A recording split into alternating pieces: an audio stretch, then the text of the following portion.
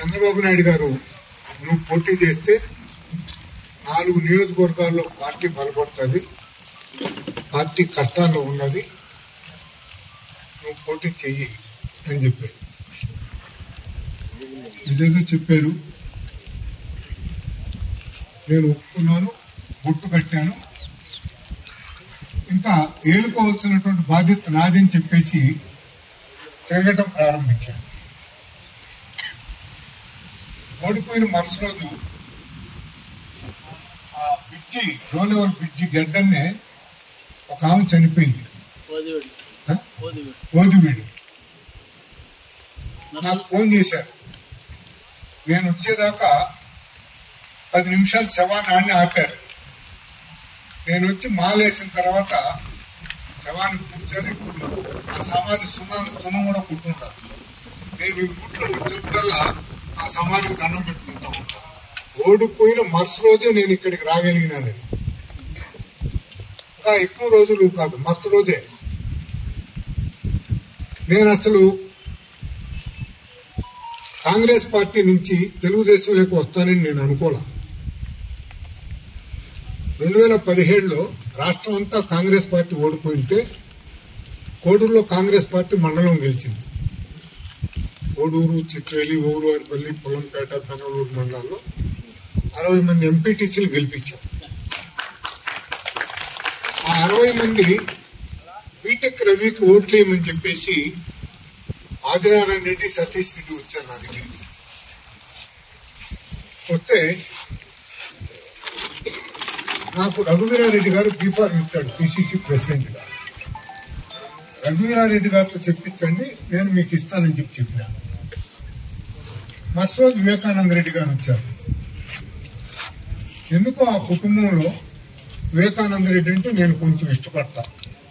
నాకు కారణం తెలియదు.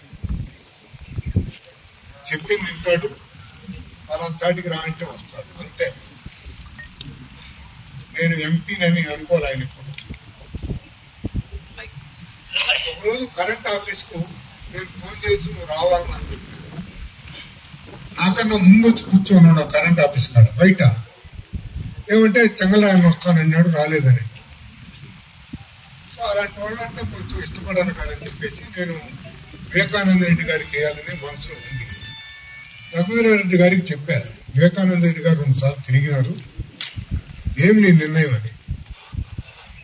వాళ్ళు ఊరు నన్ను కలచలేదులే, ఓళ్ళు కలచలేదు, వీళ్ళు కలచలేదు, కలిసిన తర్వాత మాట్లాడదాం అని చెప్పారు. అప్పటికే కాంగ్రెస్ చీలిపోయినది, కాంగ్రెస్ గా, రెడ్డి కాంగ్రెస్ గా, ఈ వైఎస్ఆర్ కాంగ్రెస్ గా. ఈ ఆదినారాయణ రెడ్డికి, సతీష్ రెడ్డికి నాకు సంబంధాలు ఉన్నాయి బాగా. నేను 8వ తరగతి నుంచి ఆదినారాయణ రెడ్డి గారికి ఎప్పుడైతే గట్టిగా ఆదినారాయణ రెడ్డి గారు పోయి ఒత్తిడి చేశారో నేను ఒక షరతు పెట్టాను. బీటెక్ రవి గెలిస్తే అలాంటి పదవి నాకు ఇవ్వాలి, ఓడిపోతే నాకు అవసరం లేదు. అంటే బద్వేల్లో కూడా ఒకరు గెలిచారు, వాళ్ళు కూడా రప్పించుకున్నాం, సమ్మతిచ్చారు. చంద్రబాబు నాయుడు గారి దగ్గరికి వెళ్ళాం. బీటెక్ రవి ఎమ్మెల్సీ అయితే వివేకానంద రెడ్డి ఓడిపోతే నాకు ఎమ్మెల్సీ ఇవ్వాలి అని అంటే, ప్రామిస్ గా నీకు ఇస్తున్నాను ఎమ్మెల్సీ అని అన్నాడు. నమ్మే నేను 2017లో నన్ను పిలిచి నీకు ఇవ్వలేకపోతున్నాను, ఏమనుకుంటున్నాను. అయిపోయింది. 19లో ఎమ్మెల్యే ఎలక్షన్స్ లో ఒత్తిడి చేశారు. ఆ ఒత్తిడికి లొంగి పోటీ చేసినారు. మీకు తెలుసు, మీరంతా కష్టపడినా కూడా మీరు నన్ను గెలవాలని కోరుకున్నాడు, ఆ దేవుడు ఓడించాడు. ఆ రోజు నుంచి మనం తిరుగుతున్నాం, మన పనులు మనం చేస్తూనే ఉన్నాం, పార్టీ కార్యాలు చేస్తున్నాం. మీరు నమ్మరు, 22,000 ఓట్లను మీరు తొలగించగలిగినారు చచ్చిపోయినట్టు. మీరంతా ఇచ్చిన ఫీడ్బ్యాక్ 6,000 ఓట్లు డబ్బులు ఇంటికి ఉన్నాయి, 2,000 ఓట్లు ఊళ్ళో లేనట్టు ఉన్నాయి, 30,000 ఓట్లు మనం తీసేసినాం. అంటే ఇంత పని కాదు, రాష్ట్రంలో ఎక్కువ మనమే చేసినాం. ఇదంతా కష్టపడింది దానివల్ల. దానివల్ల లాభాలు కూడా ఉన్నాయి. అది కూడా మరి చెప్తాను. కొత్త ఓట్లు 8,000 ఓట్లు చేర్పించినాం. 8,000 ఓట్లు మనం చేర్పించగలిగినాం. చంద్రగిరి నియోజకవర్గంలో 75,000 ఓట్లు చేర్పించారు 6వ తరగతి కూడా.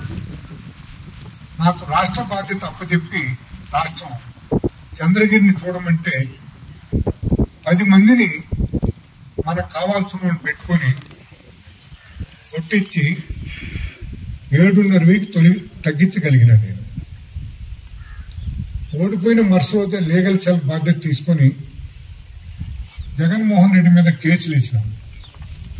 మనం వేసిన ప్రతి ఒక్క కేసులోనూ మనం గెలిచినాం. పార్టీ ఆఫీసుకు రంగులు వేస్తున్నారు, గవర్నమెంట్ కార్యాలయాలకు రంగులు వేస్తున్నారు. ఏగుర్దనేసి నేషనల్ కోడ్ ఆఫ్ కలర్స్ అనే ఒక పుస్తకం ఉంది. ఆ పుస్తకాన్ని కోర్టుకు పెట్టి కలర్లు తీపిచ్చే పని చేశాం. పనులు చేసిన వాళ్ళకి బిల్లులు రాలా, వాటికి కోర్టులు వేయించాం. ఎన్ని లీగల్ గా పోరాడిగా ఈరోజు తెలుగుదేశం బతికుండదంటే న్యాయస్థానాల వల్లనే తెలుగుదేశం బతికుండదని చెప్పేసి నేను నమ్ముతున్నా. లేకపోతే ఇది కూడా లేదు. ప్రజల్లో వ్యతిరేకత వచ్చేదానికి కారణం న్యాయస్థానాలు న్యాయమైనటువంటి తీర్పులు ఇచ్చిన దాని వల్ల ఈరోజు జరిగిందని అనుకుంటున్నాను. అవన్నీ మనం చేసినట్టు చెప్పుకుంటా పోతూ ఉంటే చాలా ఉన్నాయి. ఒక అమ్మ ఫోన్ చేసింది నాకు, సార్ సాక్షి